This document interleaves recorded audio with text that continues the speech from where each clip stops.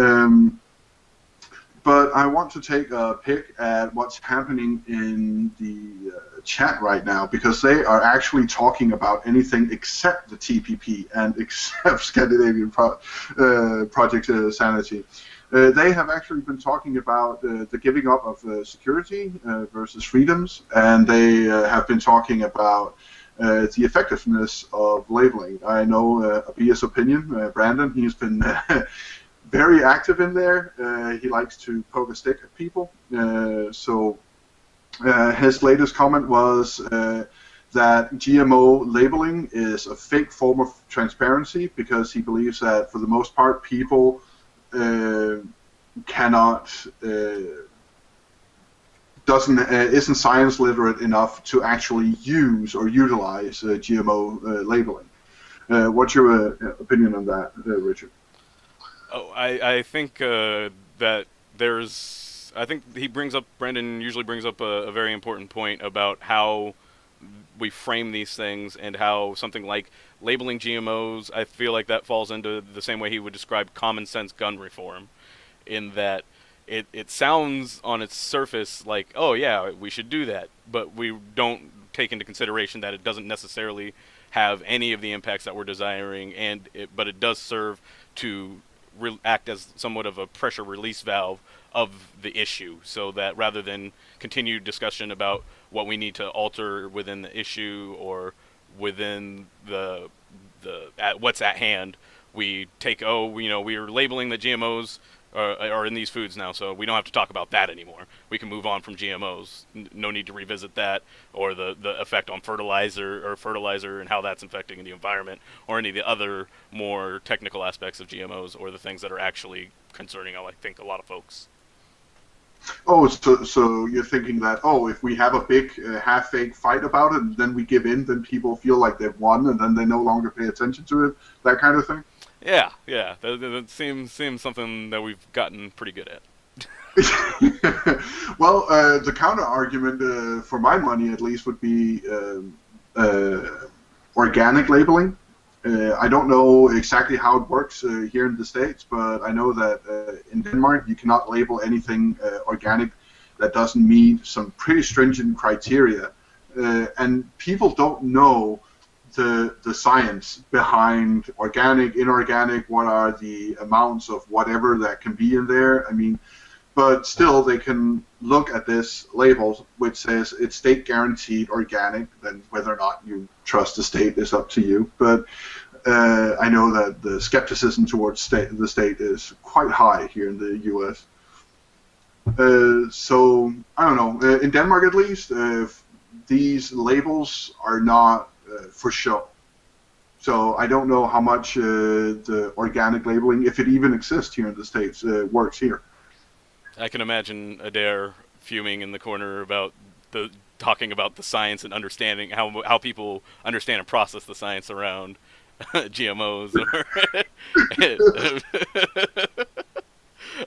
So, but I don't want to dwell. But yeah, I think that's it's an important conversation to have, and I think that both Adair and Brandon bring very enlightened perspectives to that particular issue. So if we do talk about it more, I think we have to bring them in. Yeah, let's get Brandon in here. All right. Brandon, I will get you up on screen momentarily. Just give me a second here. Okay, while you prep Brandon, or is that just about done? Mm-hmm. Because else, okay, there he is. Brandon, say hi to the audience. You're now live. We need you to unmute, though. We snuck this up on Brandon. Well, that was embarrassing. A little bit.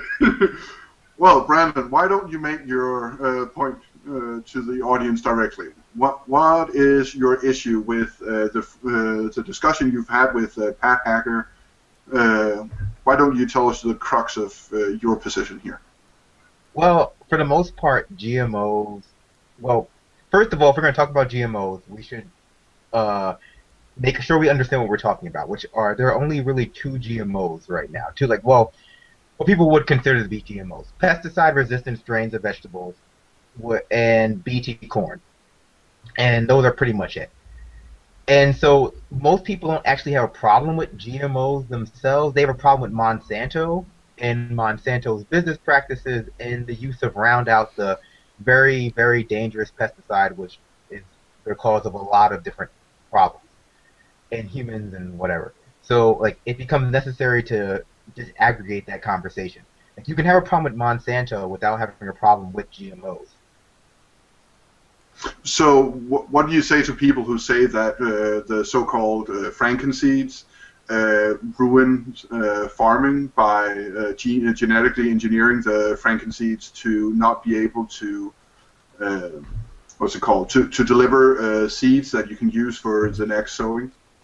To regerminate, I mean, that's really sort of inside baseball stuff, I guess, in my opinion, because a lot of those seeds are apparently the purpose of using them is that they have a higher yield per season, so you're more likely to get more crops the one time you do use it. So I could understand why people are against that, but that's a business practice, not a GMO. Like, I mean, that's not GMOs themselves. That's a business practice by Monsanto. You can just aggregate that from GMOs again. So just for little, I guess, for my own sanity, when we talk about GMOs, we should never talk about GMOs because that doesn't make any sense.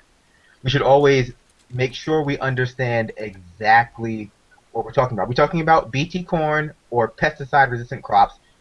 Are we talking about pesticide-resistant crops or the pesticide Roundup? Are we talking about the crops themselves? Or are we talking about Monsanto and their business practices, whether that means the Frankenseeds or whether that means patenting genes themselves? Which I think we can all agree to the problem with patenting genes themselves, but again, that is not GMOs. That's not oh my gosh, what's it called?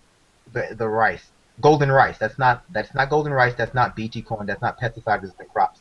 Those are different things from Monsanto business practices. Okay, so you would make a sharp distinction where you would say that, okay, have a problem with Monsanto, have a problem with business practices, have a problem with indentured servitude by farmers who are, quote-unquote, hooked on these seeds, contractually obligated to only use them, and then basically screwed over. You can have a problem with that, but that's not the same as having a problem with the genetically modified seed itself. I hate to say anti-science, but having a problem with GMOs always comes not necessarily to be anti-science, but pro some sort of vague notion of natural. This idea that, oh, well, it was made in a laboratory, so it's not natural. It's a GMO because it was made in a laboratory and they were messing with the genes. We've been messing with plant genes for a very long time. So ultimately, I think this labeling it's a way to make people feel like they're living a healthier lifestyle than they actually are. Same with organic, same with a lot of sort of food But, trends like quinoa. but wouldn't you, by the way, Richard, can you start prepping Adair? I think he's going to blow up if we don't get him on screen soon. Yeah, bring them in. I would say to your argument that we've been messing with corn for a long time. Yeah, we have for centuries upon centuries. Even before we knew about genetics, people have been breeding plants, just like you breed dogs and cows and stuff like that. You simply take the pretty ones and have them breed more. But isn't it like saying, oh, these people with a can and a string between two cans, that's the same as a mobile phone? I mean, a farmer simply, without thinking about it, genetically modifying his plant by simply breeding the bigger plant with the next bigger plant.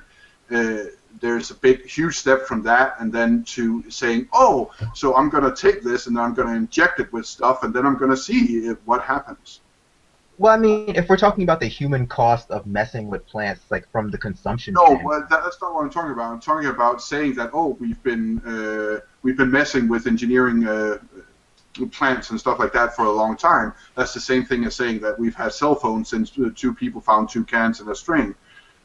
Because at some point it changes enough that it simply comes to another level. Well, I guess. I mean, at that point, what is the problem with it? So, I mean, if you're gonna make that sharp cut, so once it happens in a laboratory, forget the sort of cost to farmers because if this is whatever. But like, what makes this dangerous? There's never been a study that shows that's dangerous. Like, I don't. It just seems like appeal to natural. Like, what makes this dangerous? So, do we have Adair ready soon? Oh well, the issue is we're running into some technical limitations as far as on screen. Is that I can't currently have both you, Brandon, and Adair all queued up at the same time. Okay. It's you and Adair, you and Brandon, or I can Yeah. do a 3-shot with me, but that's it. Okay, fair enough. I'll go away. Just rotate in and out if you can. No, so I would say I remember watching an episode of Through the Wormhole, which I really liked that show. It takes a good grasp at science and asks some really hard questions and goes around the table talking to people about it, not just talking to people that has a specific point of view. They did a show in which they talked to a person who was researching how to end the gene, not end, to identify the part of human beings that makes us die of old age, that makes us age, basically. And he was then asked about, okay, so what is it here? Like, aren't you afraid of the consequences? And he said, well, that's not my problem. I'm just doing the basic research. What society chooses to do with it, that's not my problem. That kind of freaked me out, like knowing that there's someone in a basement somewhere fundamentally, permanently altering the course of human history. I mean, that's a bit too close to the mad German scientist with the crazy hair for my taste. Adair, what's your take on this? So, I'm going to give you a gross oversimplification of a very gross oversimplification of what's called molecular biology. So, to get to what you were just talking about, so the way to extend human life is to add, to stop the decaying of a cap on your chromosomes. And so that's not really something that we think that we can do at least anytime soon. As it pertains to GMOs, here's the thing that really bothers me about GMOs, and it's something we don't teach at the high school level of biology. Genetics are entirely more complicated than we make them out to be. There's no one gene for anything, and even the term gene is disingenuous and misleading to the general public because we use it in place of the term allele. We use it to mean anything that we would think of in the genetic sense. So here's something about gene regulation, right? Any one gene or allele, whatever you see, the phenotypic trait, right, is controlled by an incredibly complex system of checks and balances, such as promoter regions on a strand of DNA that's 25,000 characters long. And there might be 15 promoters strands in that. There's just a ton of work that goes into finding a gene. So this idea that we're genetically modifying vegetables by taking a gene from like a fish and then just shoving it in there in the DNA strand and just like we're making an entirely new thing isn't really how that's working. There's a system called CRISPR and Cas9 where they can go in and specifically edit out portions of a genetic code and then replace it with a different portion. However, that can lead to catastrophic mutations because it doesn't always take and it can kill whatever you're trying to do. Mm-hmm. So GMOs, and Brandon touched on this, GMOs themselves aren't bad. People have a very big issue with Monsanto, and I would agree with that. I would agree that Roundup on your food is not something you want, ever. But you should also watch your program. But what you're saying is this isn't bad in and of itself. It's the people who apply it and use it that are bad. It's got bad.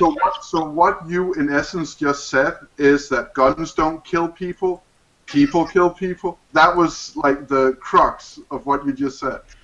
It's the lack of understanding of what goes on with genetics can make genetics scary. So, Brennan. I'm afraid, just from that long what you just said. But I think what Adair is trying to say is that you can't say GMOs are bad because that's a whole branch of science. Genetics is that's multiple things. Not every GMO is good, but not every GMO is bad. Like there is diversity in that within that field that can't be that from outside that field of genetics, it seems like, oh, GMOs are just GMOs. That you can just make this sharp division between things that are modified due to collective breeding, collective breeding crops and such, and things that are genetically modified in the laboratory, where maybe you can make that distinction, but you can't necessarily paint broad strokes and say one are always going to be good and one are always going to be bad. And to Brandon's point there just now, with that, when we talk about selective breeding, we're talking about Mendelian principles of genetics, right? So everybody, I think, who's done high school, at least in America, has done the Punnett square, where you're given, like, large T represents a dominant trait, lowercase t represents a recessive trait. And then you fill in the square. Big T goes into the first box, little t goes into the second box. On this side, you might have two big T, so it's big T, big T, big T, big T. And then that determines the phenotypes, or the phenotype percentage of what you would expect to see in the offspring. So you have been tasked from chat now to name one truly beneficial GMO with no downside. A truly beneficial GMO with no downside. A drought-resistant crop. Any crop, period, that's drought-resistant is truly beneficial without having the downside. Does it exist? Does it exist? Yes, drought-resistant crops do exist. You want to know a genetically modified food right now with no downside? Cabbage, kale. There's another 5 or 6 plants that were modified from wild cabbage. If you look at what wild cabbage is, like the original plant, vastly different. But it gave rise to kale. It gave rise to cabbage. It gave rise to a whole 6 or 7 completely new species of plant. All a genetically modified food is a mutation. That's all that they're doing. We get that, but we have to distinguish between the farmer who, over centuries, without really knowing what he was doing, was just slowly altering the plant, and between someone saying, okay, within the next 5 years, I want this banana, which used to be round, to be crescent shaped, because that's just. We have to distinguish between the guy who intentionally goes and does this thing and does it in a couple of years, and the farmer who did it over centuries without knowing what he was doing. Well, they knew what they were doing. That was the whole point of, changing cabbage. They were breeding for these very selective traits. So what you do is you start with a population, right? You say you start off with wild cabbage, and without going too detailed and trying to oversimplify this, so I will recommend reading at the end of this just a few things that people should read to know more about it. But you would expect 75% to look like wild cabbage, 10% to look like kale, maybe another 5%, so we're up to 90, that look like the regular cabbage, and then the last 10% to look like something completely different. Okay. Last question here. Pat Hacker is saying that he does not consider hybridization is the word he uses for what you described, the farmers over time doing this thing, and GMOs. He sees those two things as very distinct from each other. Genetically, they're not. Speaking from the standpoint of molecular genetics, it's the same exact thing. But can you see why he sees a difference between farmers doing things over 100 years, letting it, and then the image that he has of someone in a lab just molesting nature, basically? But that's the propaganda that we get, because we don't like. And as a scientist, I dislike Monsanto. But there is no actual difference in the science between what they're doing. Just one is quicker right now than the other. But it didn't take all that long to get cabbage to breed the way we want it to. Because if you're just constantly breeding the same thing, you know what you're doing. So you look for that plant, you would take those 10% of plants that had the traits you wanted, and you would continue to breed those out. And then eventually the population over time is going to show that phenotypical change. So that's natural selection there, well, selective selection, as well as Mendelian properties of genetics. Okay, so Richard is. Brandon. Yeah. Okay, Brandon. Last word. Yeah. Again, I think this has a lot to do with people sort of attaching GMOs very strongly to Monsanto, and sort of getting, and also just referring to like a sort of this anti-science, pro-nature dichotomy. But if we're going to demonize products based on their companies, Dole has really bad agricultural history. With the banana wars in South America, Nestle has a really bad agricultural history in Africa with chocolate. Plenty of countries, agricultural countries. Plenty of agricultural companies have really shady business practices but they do practice sort of organic growing. So I think sort of creating this dichotomy between nature and science and saying, well, if one company is natural and the other one is sort of scientific, they're bad. We do need to talk about this like bad business practices being greenwashed into good ones. Sorry, Okay. everyone. I had our next guest Trang on screen for that while Brandon was talking some of the time. One of the issues is running different browsers and things, so you probably were looking at Trang while you were hearing Brandon for a brief minute there. Sorry about that, Trang. Sorry about that, audience. But Okay, so just to set this up, so we'll be joined by Trang, the Washington State Delegate for Bernie Sanders. Just in a moment, she's readying herself to go live. I just want to round this discussion off. I pride myself on nuance, and I do not like Monsanto. I do not see any benefit to Agent Orange, and there are thousands of U.S. soldiers still owed a back tax by being subjected to Agent Orange on purpose. But I just want to remind everyone, Norman Borlaug, if you have not heard of this guy, he is an American scientist, formerly of Scandinavia, oddly enough. He, in the 60s and 70s, after India was freed shortly after the Second World War, people said India feeding itself is a fantasy. Too many people, too little land, and the humidity and the climate. India cannot feed itself. It will never be able to. Norman Borlaug, he genetically engineered a new form of wheat called dwarf wheat, which would bend so that it could grow higher, and then it would bend instead of breaking, so that you could grow more wheat on the same amounts of acres. This is actually a GMO. This was a scientist in a lab saying, I want to change how this works. And he did. And it actually enabled India to feed itself. Now, that has then started a bunch of other problems about India growing very big, it becoming very populous, and the amount of water used to grow this wheat. But those are other side effects. You asked for an example of a GMO that was positive. That is one. So without further ado, Richard, if you would give me 5 minutes to get a drink of water and start the interview with Trang.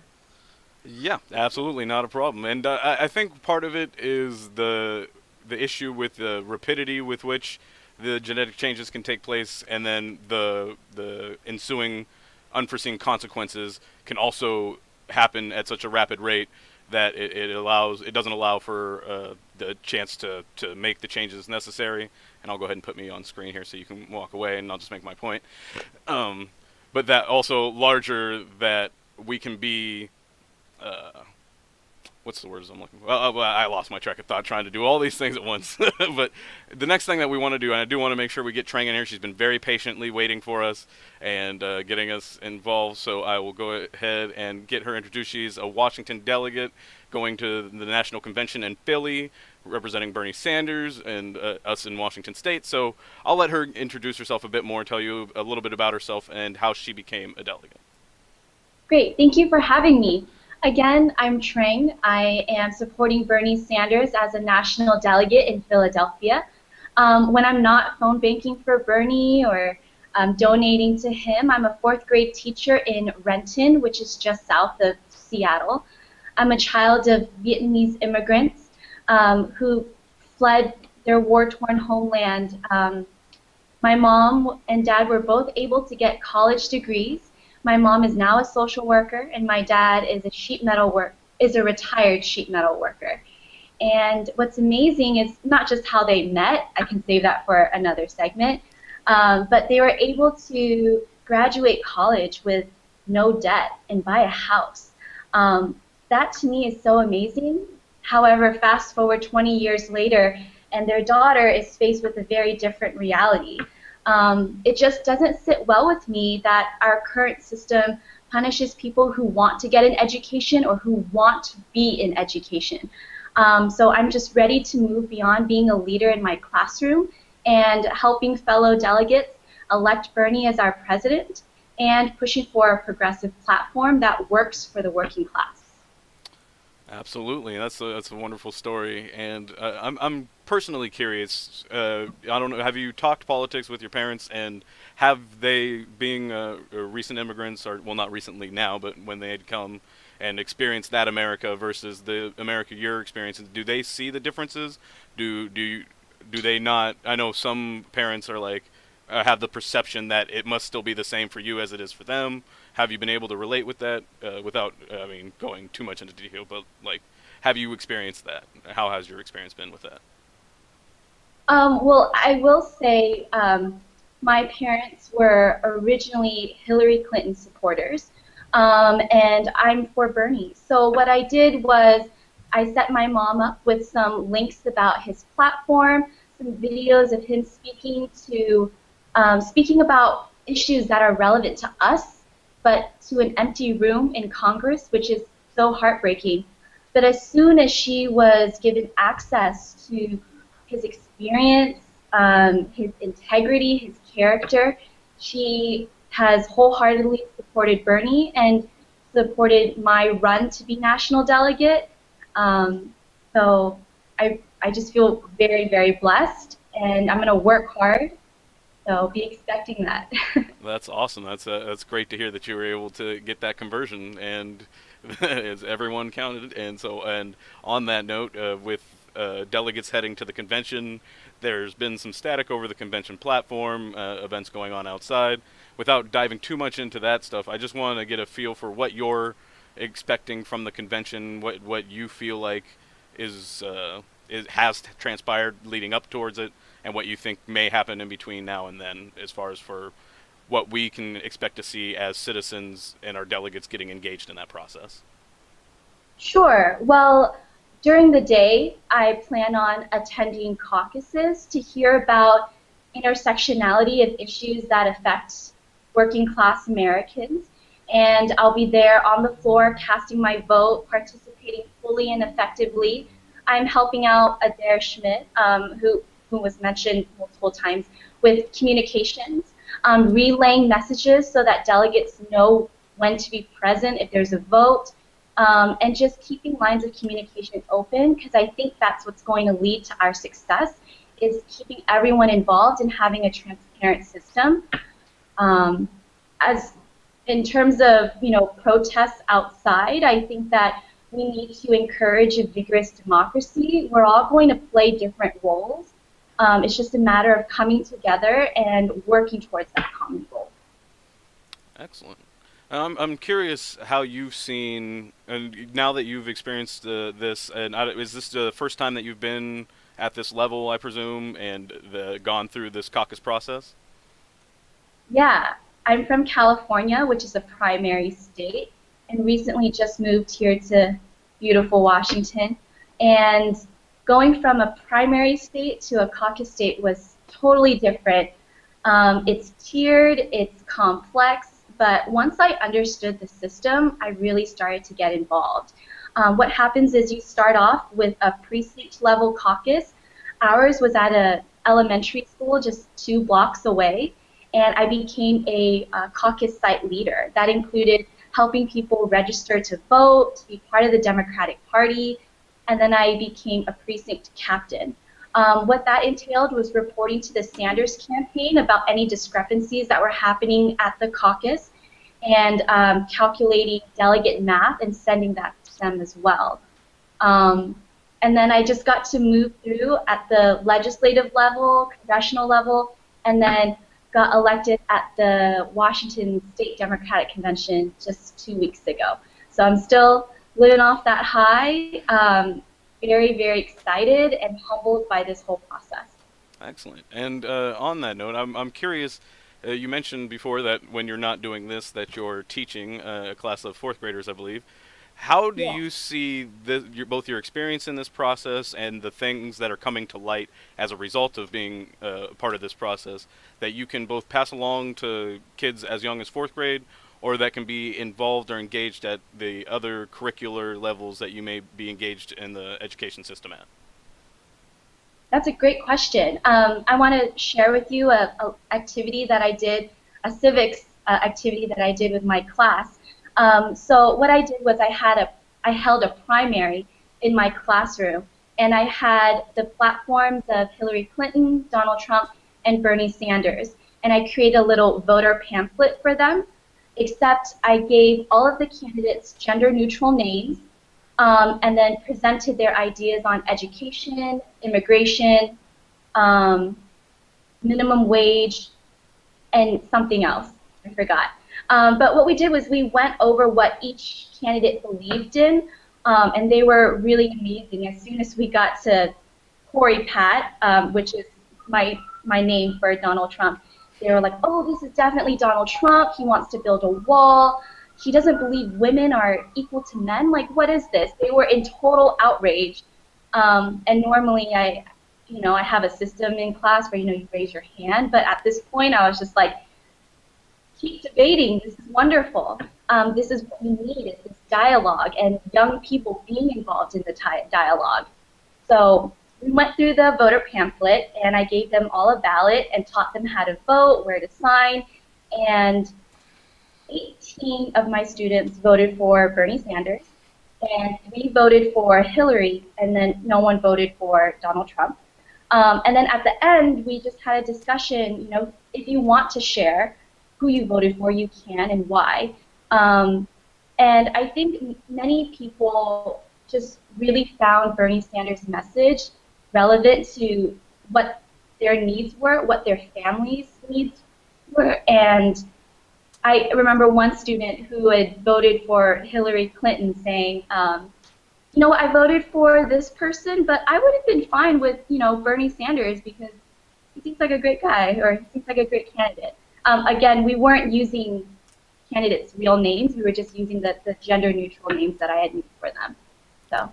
That sounds like an amazing activity, and I hope other teachers are going to hear this somehow, some way, and we can get that happening in more different places. And I think it could work better in some ways with local candidates or like smaller races where they won't have been bombarded by media or their parents about how to feel about one way or the other, so that they'll be engaging with the ideas even more on the basis of the ideas themselves rather than some of the influence. I'm kind of curious whether you saw any of that bleed into the conversation, about whether you heard things that because you had a decent idea of what your students were like, that whether they were verbalizing things that didn't seem like they had kind of come from themselves, but had been they were repeating something that they had heard but might not actually understand. Did you see any of that, or did the kids really try to engage on the material itself? This happened a while ago, so I'm thinking, but I can't remember anything that really stood out. I remember announcing, like, we're gonna have a primary and we're gonna vote for a presidential candidate in our classroom, and one student just shouted out, Bernie Sanders, and I thought, oh, that's so exciting. You're 9, going on 10, and you know about Bernie Sanders. I didn't learn about him until I was 17, so for her to know, I mean, she was just way ahead of the game. Yes, that is really awesome, and I'm glad to hear it. And Chad was telling us that Zach, I believe another delegate, did something similar with his class, and that I know that there were several teachers that were in the various delegate processes as we went through that were trying to move along the process. So I'll try to make sure that that information gets spread out, and I'm sure they've gotten some great ideas. So I'm curious to see if there's some place, some group that's a group of teachers looking to try and combine these ideas and find the best ones, and tweak ones that were really good and stuff like that. I think that could be a very important component to moving forward in this movement at large, outside of Bernie and outside of all that, but just as a people, as a populace. Absolutely. I couldn't agree more. I've got to meet many amazing, diverse people through this caucus process, and I've met many teachers who have shared their ideas, and it's just amazing to hear what they and their students have done. I met one teacher who had a caucus in his classroom, and then when he went to his actual precinct caucus, he found one of his students there passing out pamphlets about Bernie Sanders. So the work we do as teachers is super challenging, but very rewarding at the same time. So I feel like I'm in the right profession. Yeah, I am thrilled to have you on, and I look forward to being able to talk with you more in the future about what's going on in the classroom, civics engagement, and all of that. I'm going to bring Nis in to see if he had anything he wanted to add in or any questions he wanted to ask before we go. So, Nis? Yeah, I do, actually. In the beginning, when you were telling us who you were, one of the things you were saying was you work to get Bernie Sanders elected as president. And since you are a Bernie Sanders delegate, that makes perfect sense. And we've had we've had many people on our various shows talking, saying the exact same thing. But it just hit me that, well, Hillary has been crowned the presumptive nominee, even Obama has endorsed her, and I was just thinking, like, okay, you actually believe that is still possible, so I would ask you, do you actually believe that's still possible, and if so, how? Absolutely. I'm working my heart out to get Bernie Sanders elected as our president, and I know our entire delegation for Bernie in Washington is doing the same thing. People are taking up, different roles to be leaders, and that's exactly what Bernie is calling for. This is something for the long run. That's why we're in the Democratic Party. We're building it to make it stronger for the future and bringing younger Americans in, and we need to look past November to build a progressive state. So I'm very hopeful. I guess you can say I kind of have tunnel vision only for Bernie. My focus is only on him, getting him elected, and helping him push for a progressive platform that's for us. So. Okay, but since Hillary Clinton with the superdelegates has enough votes now to clinch the nomination, I'm just wondering, how do you see it as being possible? Like, do you feel like the convention is going to be a brokered convention, or do you have any insight? I'm walking into this convention expecting it to be brokered. Going to use my persuasive skills to maybe sway some delegates the way that I swayed my mom, who was very strongly for Hillary, to join our revolution. Does that answer your question? I don't have any strategic. So I thought, or rather, most people think that pledged delegates are pledged, that they cannot shift their vote. You're talking about convincing them to vote otherwise. Do you mean on the first ballot or on the second ballot?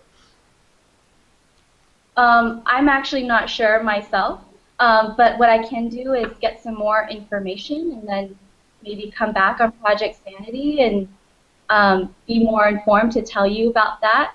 Sure. But I am new to the process, so I'm learning as I go, and yeah.